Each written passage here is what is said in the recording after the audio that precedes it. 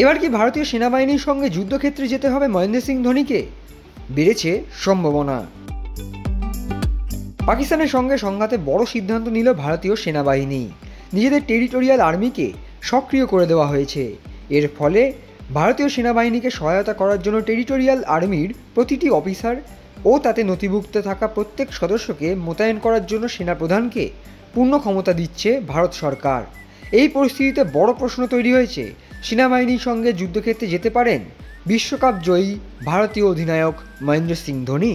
এই মুহূর্তে ভারতীয় টেরিটোরিয়াল আর্মির প্যারাশুট রেজিমেন্টের লেফটেন্যান্ট কর্নেলের সাম্মানিক পদে রয়েছেন মহেন্দ্র সিং ধোনি। সাংবাদিক পদ হলেও যে ক্ষমতা সেনাপ্রধানকে দিয়েছে ভারত সরকার, তাতে ডাক পেলে ধোনিকে হয়তো সীমান্ত যেতে হতে পারে। যদিও ব্যক্তিগত ক্ষেত্র ও দেশকে গর্বিত করার সম্মান হিসেবে ধোনিকে এই সাম্মানিক পদ দেওয়া হয়েছিল, সেই কারণে সাংবাদিক পদে থাকা ধোনির মতো উচ্চপদস্থ আধিকারিকদের যুদ্ধক্ষেত্রে সাধারণত নামতে হয় না। তবে পরিস্থিতি জটিল হলে সেক্ষেত্রে ধোনিকে প্রয়োজনে হতেই পারে ভারতীয় সেনাবাহিনীর। খবর অনুযায়ী সাম্মানিক পদ হলেও যদি যুদ্ধের মতো পরিস্থিতি তৈরি হয় কিংবা সত্যিকারের যুদ্ধ হয়, তাহলে রিজার্ভ ফোর্সের প্রয়োজন পড়ে।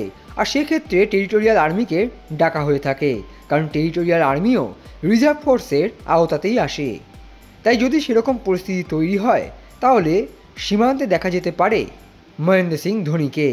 যদিও শেষ পর্যন্ত কী হবে তার সময় বলবে। তবে বর্তমানে ভারত এবং পাকিস্তানের মধ্যে উত্তেজনা চরমে উঠেছে। কেন্দ্রীয় সরকার এবং দেশের সেনাবাহিনী এই মুহূর্তে যথেষ্ট সক্রিয়।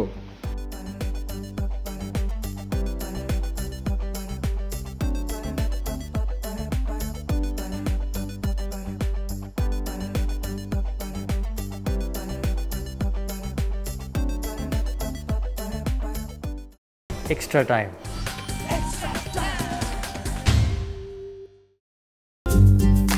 লেটেস্ট নিউজ আর এক্সক্লুসিভ ভিডিওর সঙ্গে আপডেট থাকতে এখনই সাবস্ক্রাইব করুন আমাদের ইউটিউব চ্যানেল। বেল আইকনে ক্লিক করতে ভুলবেন না যেন।